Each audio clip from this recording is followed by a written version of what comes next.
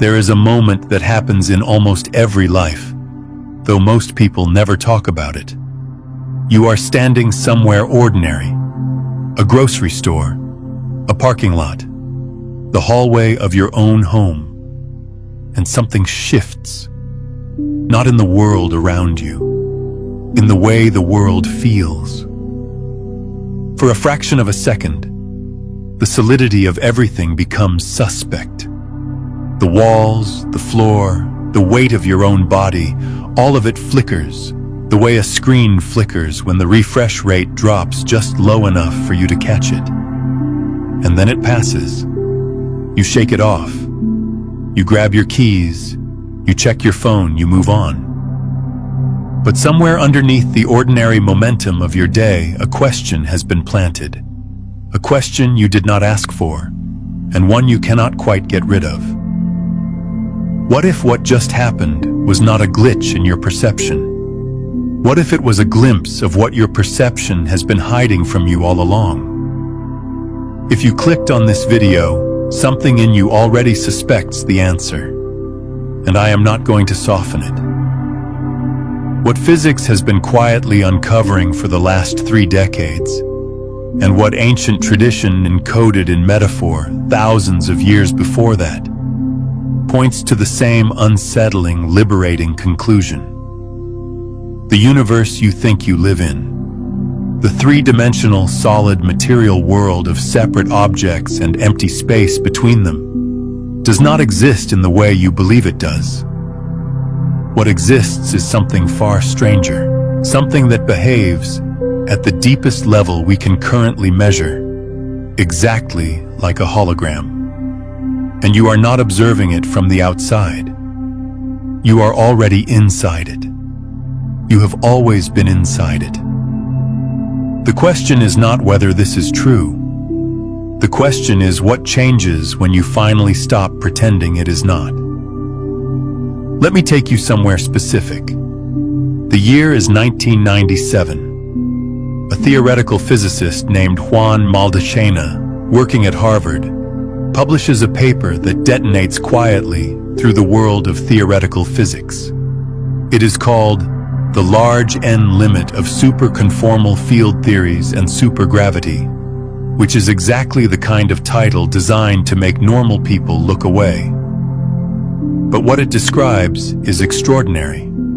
Maldacena demonstrates a mathematical correspondence, now known as the ADS-CFT correspondence, between a 5-dimensional space that includes gravity and a 4-dimensional boundary of that space where gravity does not exist. In plain language, he shows that a universe with gravity and depth and volume can be perfectly, completely described by information encoded on a flat boundary with one fewer dimension, like a hologram. Not metaphorically like a hologram, mathematically equivalent to one. Now, this was not some fringe conjecture. Within 2 years, Maldacena's paper became the most cited paper in the history of high-energy physics. Thousands of physicists built on it. Not because it was a beautiful idea, though it was, because the math worked. Every calculation on the 5-dimensional side could be translated into a calculation on the 4-dimensional boundary, and the answers matched. Perfectly. Every time. What this means, if you are willing to sit with it, is that the dimension you experience as depth, the feeling that you can reach out and touch something in front of you, that objects exist at various distances from your body, that space extends in 3 directions around you, maybe a projection. Not an illusion in the sense that it is fake. A projection in the sense that the information generating it is encoded somewhere else, on a surface you cannot see, in a language your senses were never built to read. This is the holographic principle, and it did not start with Maldacena. It started with black holes. In the early 1970s, Jacob Bekenstein, a graduate student working under John Wheeler at Princeton, asked a question that should not have led where it led. He wanted to know how much information a black hole contains. The assumption at the time was that information in physics scales with volume. If you have a room, the amount of information you can pack into it depends on how big the room is. More volume, more information. Bekenstein showed this was wrong. He demonstrated that the maximum amount of information that can be contained within any region of space is proportional not to its volume, but to its surface area, the boundary, not the interior, the skin of the thing, not the body of it. Stephen Hawking initially resisted this. He argued that information falling into a black hole was destroyed, which led to what became known as the black hole information paradox, one of the deepest unsolved problems in physics. But as the decades unfolded, the resolution kept pointing in the same direction Bekenstein had indicated. The information is not inside, it is on the surface. Gerard 't Hooft, a Nobel laureate, formalized this into what he explicitly called the holographic principle in 1993. Leonard Susskind developed it further, and then Maldacena gave it its most precise mathematical form. The convergence was not subtle. Physicist after physicist, working from different angles, kept arriving at the same destination. The three-dimensional interior of any bounded region of space can be completely described by information on its two-dimensional boundary. The inside is a projection of the outside. The depth is an encoding of the surface. If this is beginning to shift something in you, if you can feel the edges of your assumptions starting to soften, take a moment and hit that like button and subscribe to this channel, because we go deep into these ideas regularly, and what comes next goes even further. If you've been doing everything right and reality still hasn't shifted, this is the one thing nobody has told you. You meditate, you visualize, you affirm every single morning, and still, somehow, the life you're calling in stays just out of reach. It is not your effort. It is not your mindset. There is something underneath all of it, quietly running the show. I am hosting a free live transmission where I walk you through exactly what that is and how to finally shift it at the root. The link to register is in the description below. Save your seat. The moment you see this, you will understand why you could not see it before. Now pause here with me for a moment, because this is where most people nod along intellectually and then proceed to live as though they never heard it. And I understand why. The implications are so total, so disorienting, that the mind has a kind of immune response. It files the information under interesting physics and moves on. But I want you to stay here. I want you to feel what this actually means for the room you are sitting in right now. Look at the space in front of you. There is distance there. Between your eyes and whatever surface is across from you, there is what feels like volume. Emptiness with dimension. That is the experience of three-dimensional space. And what the holographic principle says is that this experience, this felt sense of depth and distance and volume, may be generated by information that is not distributed through that volume at all. The information is on a boundary, and your consciousness, your perceptual system, is rendering it as depth. The way a holographic plate, when lit by coherent light, projects an image that appears to have three dimensions, even though all the information is stored on a flat surface. You are not looking at reality. You are looking at a rendering of reality. And the rendering is so seamless, so total, so consistent, that you have mistaken the projection for the projector. This is not where the story ends. This is where it begins. Because once you understand that the universe may be holographic in structure, a cascade of other things suddenly makes sense. Things that were anomalies become expected. Things that seemed mystical become mechanical. And the relationship between your consciousness and the world you inhabit shifts from passive observation to something far more active and far more consequential. Let me take you to the second piece. There is an experiment in quantum physics that has been performed thousands of times since it was first conceived, and it still disturbs physicists who think about it carefully. It is called the delayed choice quantum eraser experiment, and it was most famously carried out by Yoon-Ho Kim and colleagues in 1999. The setup is intricate, but the core of it is this. A photon is sent toward a double slit. Under normal conditions, when no one is checking which slit the photon goes through, it behaves as a wave. It creates an interference pattern on the detector, the telltale signature of a wave passing through both slits simultaneously and interfering with itself. But when a detector is placed to determine which slit the photon passed through, the interference pattern vanishes. The photon behaves as a particle. It goes through one slit or the other. This is the basic measurement problem, and it is strange enough on its own. But the delayed choice eraser goes further. In this experiment, the which path information is recorded, but then it is erased after the photon has already hit the detector. And here is what defies every intuition you have about time and causality. When the which path information is erased, the interference pattern reappears, even though the photon has already been detected. Even though, in any normal understanding of time, the event is over. The erasure of information in the future changes the pattern that was recorded in the past. Sit with that for a moment. The future is reaching back and editing the past.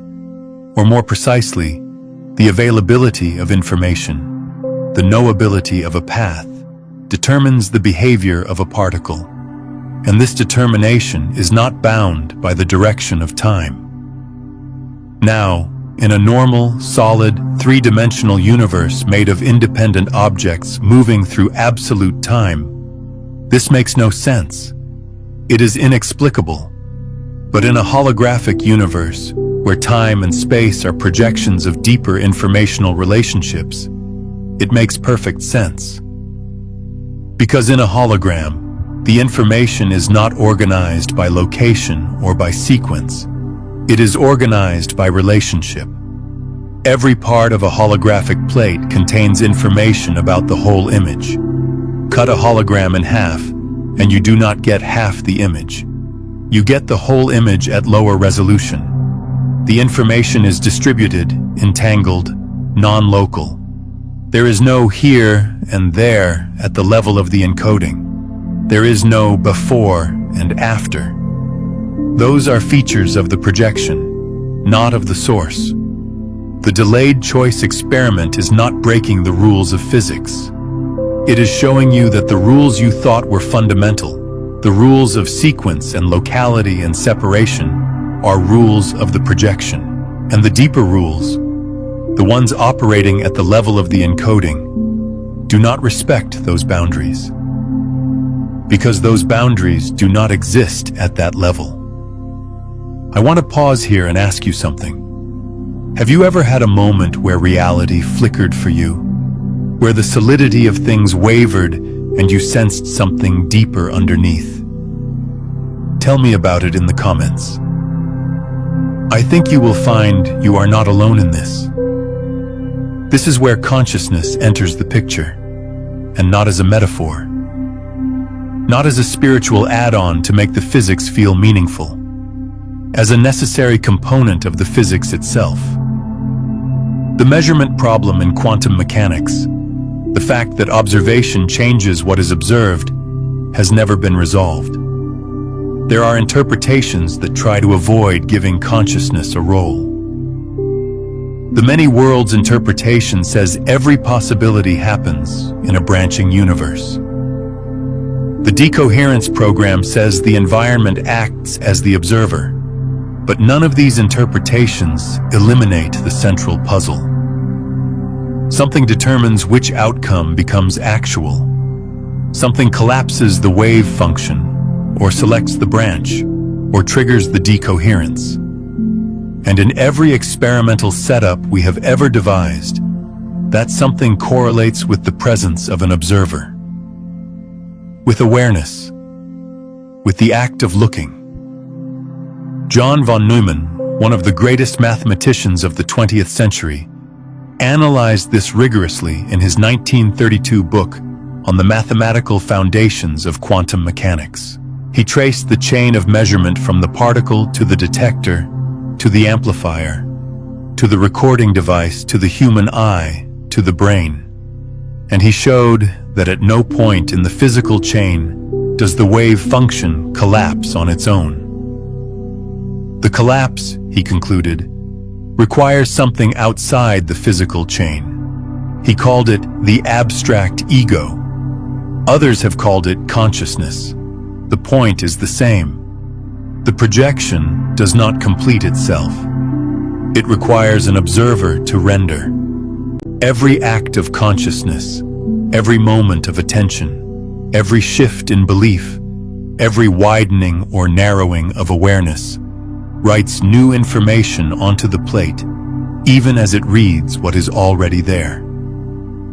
You are not just the light passing through the hologram. You are also the hand holding the etching tool. The projection you experience is not predetermined. It is co-created, in real time, by you. This is why the future is not fixed. This is why prediction is probabilistic, not deterministic. This is why the delayed choice experiment shows the future editing the past. Because in a participatory hologram, time is not a rigid sequence. It is a dimension of the rendering, flexible, responsive, shaped by the consciousness that moves through it. The future you fear is one possible rendering.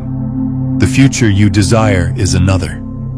And the one that becomes actual depends, in ways that physics is only beginning to formalize, but that your direct experience has always confirmed, on the state of consciousness you bring to this moment. Not to the future, to now.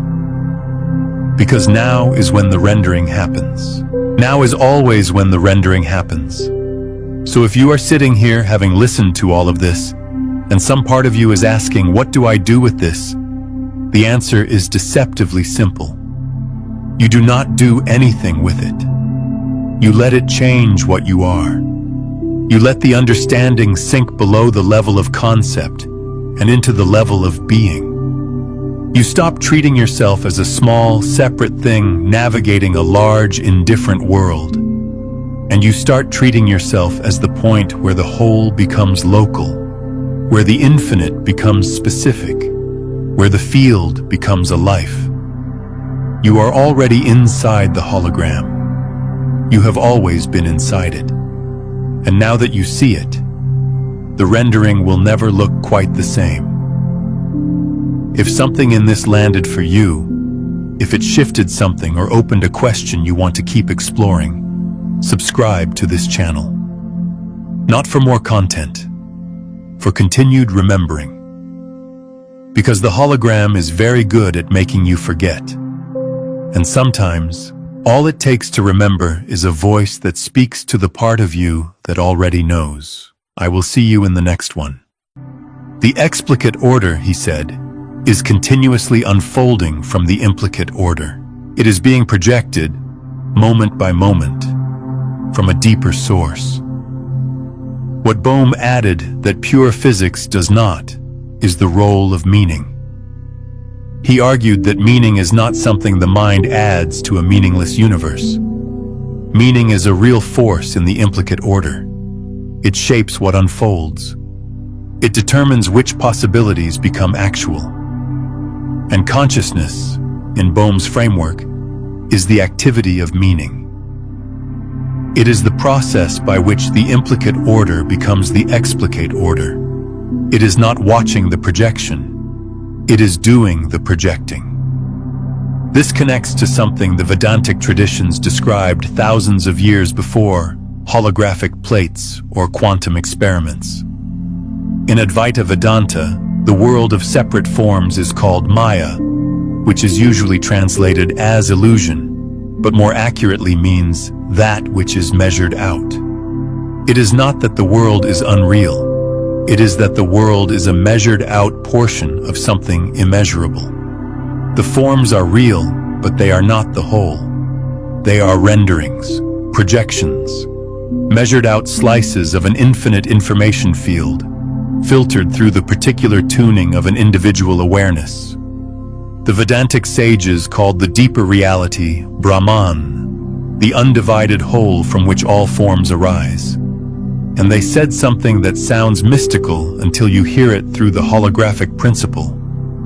They said Atman is Brahman. The individual awareness is the universal awareness. The light passing through one point of the holographic plate is the same light that illuminates the whole plate. You are not a separate observer looking at the hologram. You are the hologram becoming aware of itself through a localized point of rendering.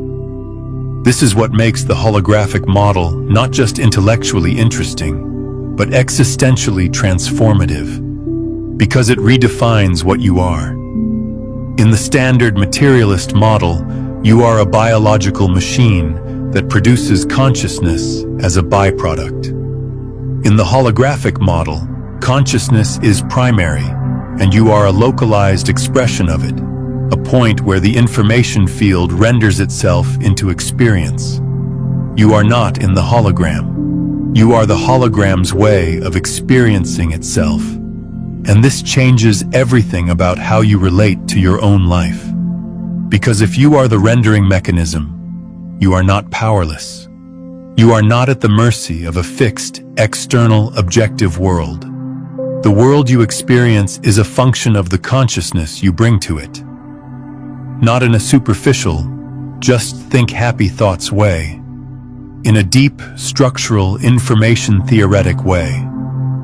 The quality of your attention determines the resolution of your reality. The coherence of your awareness determines how much of the available information becomes visible. The beliefs you hold determine which aspects of the infinite potential get rendered into form.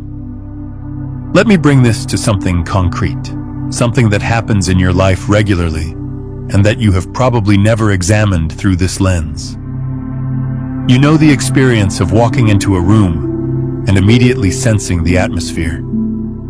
Before anyone speaks, before you consciously register any particular detail, you know whether the room is tense or relaxed, welcoming or hostile. You feel it. It is not a thought. It is a felt sense, immediate and total.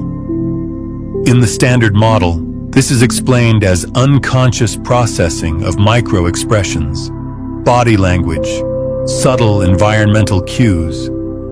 And that is partly true. But it does not explain the totality of the experience. It does not explain how you can feel the residue of an argument that ended 20 minutes before you arrived. It does not explain how you can sense what someone behind you is feeling without seeing their face. In the holographic model, this makes sense. Because in a hologram, every point contains information about the whole. The information about the room's state is not localized in the facial expressions of the people in it. It is distributed through the entire information field. And your consciousness, when it is coherent and open, can read that field directly. Not through the narrow channel of the five senses, through the broader channel of resonance. You are a pattern of information, and the room is a pattern of information. And when two patterns share a field, they inform each other. This is not extrasensory perception in the paranormal sense. It is ordinary perception operating at a level that the materialist model does not account for, but that the holographic model predicts. This is also why practices like meditation produce such profound changes in people's lives, changes that seem disproportionate to the simplicity of the practice. Sitting still and paying attention should not, by any materialist logic, transform your relationships, your health, your creativity, your sense of meaning. But it does. Reliably. Across cultures. Across centuries. And in the holographic model, the reason is clear. Meditation increases the coherence of consciousness. It is like cleaning the lens of the projector. It is like stabilizing the light source. When the light becomes more coherent, the hologram renders at higher resolution. More information becomes visible. More of what was always there but filtered out begins to appear. The world does not change. Your rendering of the world changes. And since your rendering is your world, the lived effect is the same. There is a specific meditative practice that maps directly onto the holographic principle. And I want to walk you through it now because it is not something you will find in most meditation traditions, at least not framed this way. Find a comfortable position. Close your eyes if you can. And begin by noticing the boundary of your body. The edges, the skin, the places where you end and the room begins. Feel that boundary clearly, the temperature differential between inside and outside, the pressure of clothing, the contact with whatever surface supports you. Now, very gently, let your attention expand past that boundary. Not imagining something, just allowing your felt sense to include more. The air around your body, the space of the room, the sounds that exist beyond the walls. Do not try to perceive anything specific. Just let the boundary of your felt awareness become less defined, softer, more permeable. What you may notice is that as the boundary softens, something else shifts. The sense of being a separate point, a localized observer looking out at a world, begins to loosen. Not disappear. Loosen. And in that loosening, there is a quality of awareness that is wider than your body, wider than your thoughts, wider than your usual sense of self. It is not dramatic. It is subtle. But it is unmistakable once you feel it. What you are doing, in holographic terms, is relaxing the localization of your rendering point. You are allowing your consciousness to operate less like a narrow beam and more like a wide field. And in that wider field, the boundary between observer and observed becomes less rigid. Because at the level of the information, at the level of the holographic plate, that boundary does not exist. It is a feature of the rendering, not of the source. When you soften the rendering, you get a glimpse of the source. Stay with that for a moment. There is no place you need to get to. Just notice what is here when the boundary loosens. Now let me take you to something that will tie this together in a way that might change how you move through the rest of your day. In 2017, a team of physicists and cosmologists published a study examining the cosmic microwave background radiation, the oldest light in the universe, the afterglow of the Big Bang. They were looking for a specific signature, a pattern that would be present if the early universe was holographic in structure. The signature involves a particular kind of correlation, in the temperature fluctuations of the microwave background, a pattern that a three-dimensional universe would not produce, but a holographic one would. They found it. The data was consistent with a holographic origin of the universe. Not proof in the definitive sense, but substantial, peer-reviewed evidence that the universe, at its earliest and most fundamental level, behaves as though it is a holographic projection. This means the holographic principle is not just a mathematical curiosity about black holes. It is not just an elegant correspondence in string theory. It may be the actual architecture of the cosmos. The universe you were born into, the one you have been navigating for your entire life, may be, at its deepest level, a holographic projection of information encoded on a boundary you cannot see, rendered into three-dimensional experience by the activity of consciousness. And you are already inside it. You have always been inside it.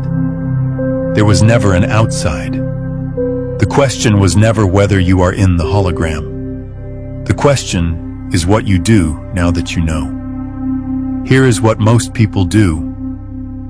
Nothing. They hear this. They find it fascinating. They file it away. And they go back to treating reality as solid, fixed, external, and independent of their awareness.